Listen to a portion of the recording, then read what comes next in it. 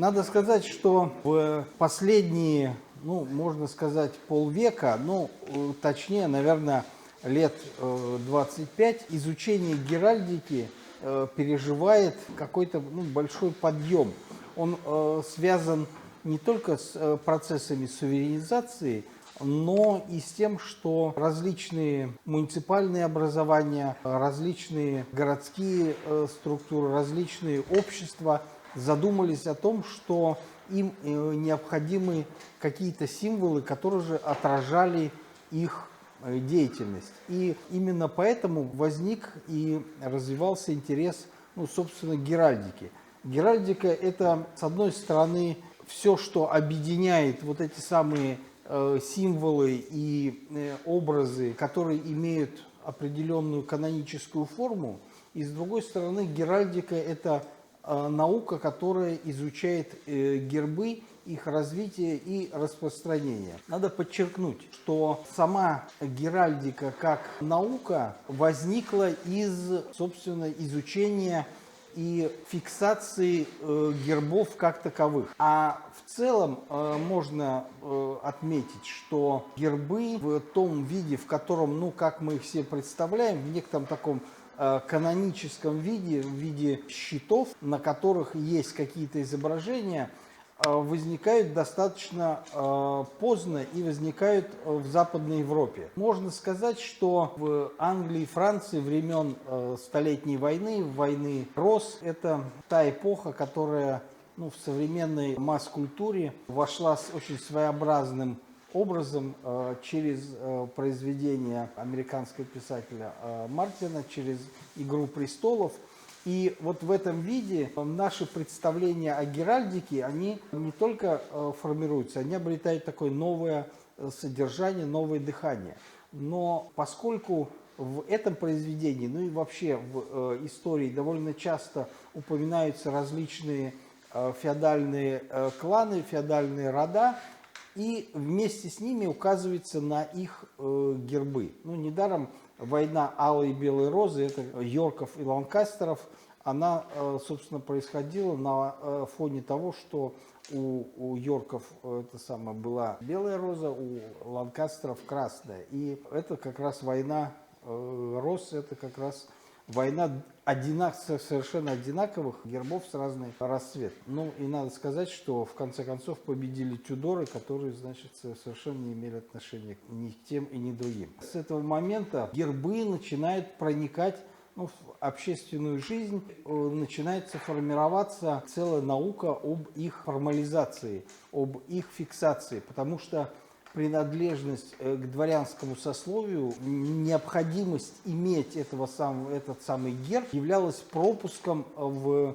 элиту общества и фиксировала твое положение вот в этом самом обществе. Позднее, когда уже сословные монархии отошли в мир иной и постепенно стали их место занимать демократии или конституционные монархии, сама культура гербов, наоборот, переживает большой расцвет.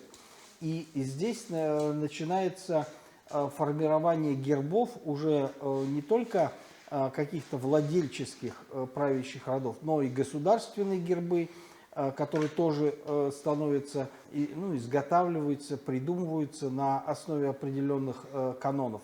И понятно, что для этого требовалась определенная наука, которая все это фиксировала, записывала. В России весь этот поворот к Европе, который произошел в XVIII веке, и был, собственно, основой формирования науки о гербах. Первые труды Лакриера, потом большую роль в формировании вот этой науки внес профессор Арсеньев, который собирал гербы, создавал их, описывал. И в конце концов, при Павле I, когда началась формироваться бархатная книга, около 5000 различных гербов, различных дворянских фамилий российских. Кроме того, еще несколько тысяч гербов различных территориальных, муниципальных, как бы мы сейчас сказали, образований. Это губернии, города, населенные пункты, имеющие статус городов. Вот это создало определенный фон, на котором это происходило изучение и формирование вот этой самой структуры. Особенно сложно формировались гербы регионов, гербы губерний. Ну, я думаю, что мы потом поговорим об этом чуть попозже. Здесь нужно еще подчеркнуть, что мы говорим, когда рассказываем о геральдике, о том, что вот эти традиции – это европейские традиции. Но надо ли так полагать, что вообще весь остальной мир вообще не знал гербов и вообще не понимал, что это такое? Конечно, нет. Скорее всего, и определенной степени именно так, что первоначально гербы были символами каких-то племен, каких-то коллективов, каких-то обществ. Они возникли из каких-то охотничьих знаков, каких-то тотемных животных, изображений этих самых животных. Все это фиксировалось в том или ином виде, и, скорее всего, люди, когда использовали вот эти самые знаки, они фиксировали свою территорию. И вот это вот важнейший символ, то есть всех вот этих вот знаков, то, что они метили, показывали границы определенной территории. После этого человек, заступавший за эту территорию, нарушал владение этой самой территорией. И, собственно говоря, это доказывает, что как раз все эти знаки, это были владельческими знаками. Это не просто какие-то отвлеченные и абстрактные символы. Это прежде всего какие-то общие формы, которые являлись символами того или иного коллектива, того или иного племени. Именно вот эти вот самые тамги-знаки из владельческих символов постепенно становились и какими-то символами каких-то государственных образований. Надо сказать, что, скорее всего, у всех племен, даже далеких от Европы, тем не менее, какие-то общие символы были. И эти символы выражали, строго говоря, принадлежность того или иного владения тому или иному клану правителей. Ну, условно говоря, допустим, знак Рюриковича, вот это знаменитый трезубец, да, который ведет свое происхождение из каких-то тамгообразных знаков, может быть, рунических, но не скандинавских, потому что в Скандинавии ничего подобного нет. Рюриковичи стали использовать этот знак именно после создания государства в Поднепровье. Не исключено, что заимствовали его как раз в хазарском каганате, и что этот самый знак, скорее всего, был каким-то тюркским символом. Развитая система геральдики в странах Востока появляется уже в эпоху сельджукидов, и позднее наиболее развита, наверное, была у мамлюков Египта.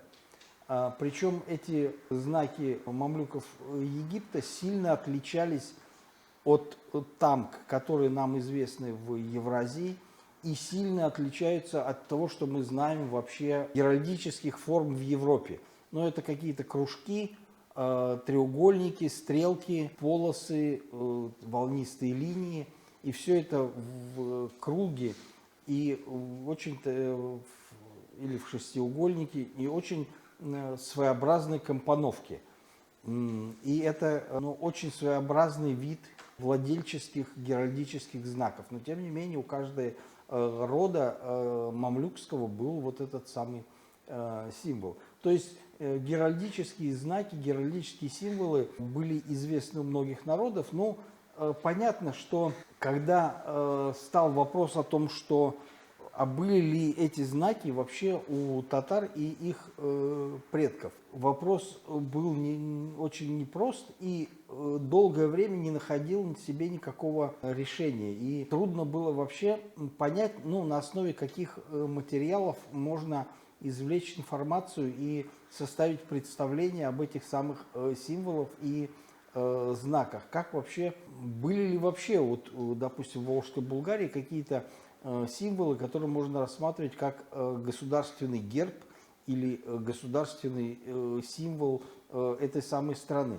Но, тем не менее, историки эти вопросы рассматривали, и, наверное, один из таких ранних опытов анализа этого вопроса является предложение профессора университета Московского Артемия Арцеховского, который предположил, что в XII веке гербом Булгарии был барс. Причем он имел в виду не герб как таковой, но какую-то геральдическую эмблему каких-то из булгарских племен, которая стала такой династической эмблемой правителей Волжской Булгарии.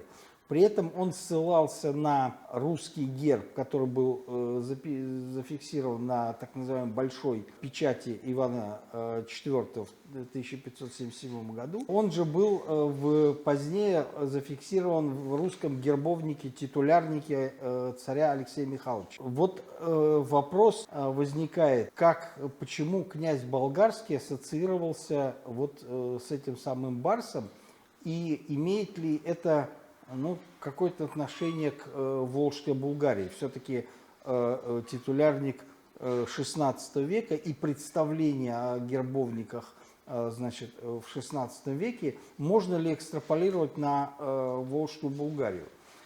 Вопрос неоднозначный, и понятно, что просто так придумать вот этот самый символ, скорее всего, создателей этого титулярника и этого большого герба Ивана IV не могли, но истоки изображения тоже непонятны. То есть, почему именно барс? Как видим, в этом титулярнике есть много разных гербов, которые совсем не соответствуют, не соотносятся, собственно говоря, с теми гербами, которые нам известны, допустим, гербы княжеств или гербы каких-то областей.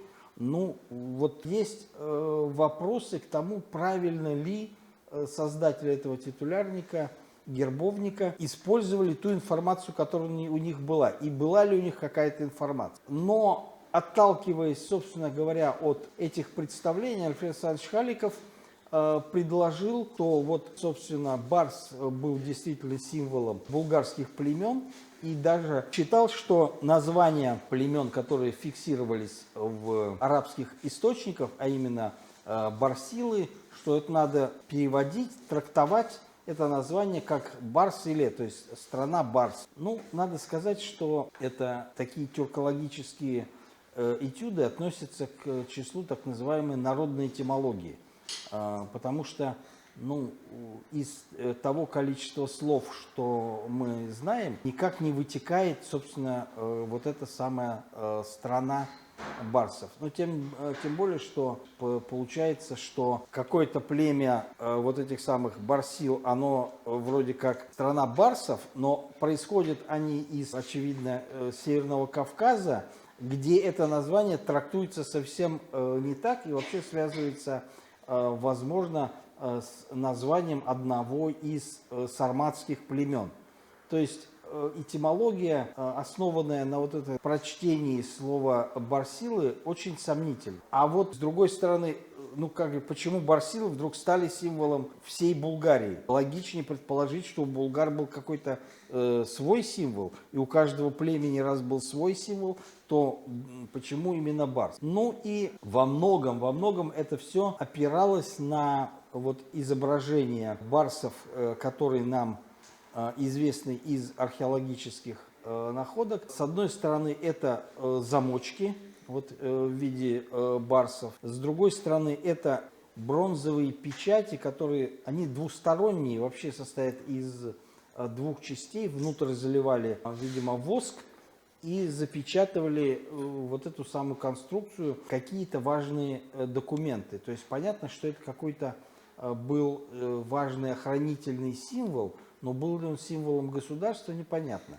И вот есть такие вот предметы, найдены в районе Маклашеевского городища, это чуть 50 километров южнее современного Болгара, где в разное время на одном месте были найдены вот такие довольно своеобразные конструкции, то есть вполне утилитарный замочек и вот сидящий на этом самом замочке мужчина.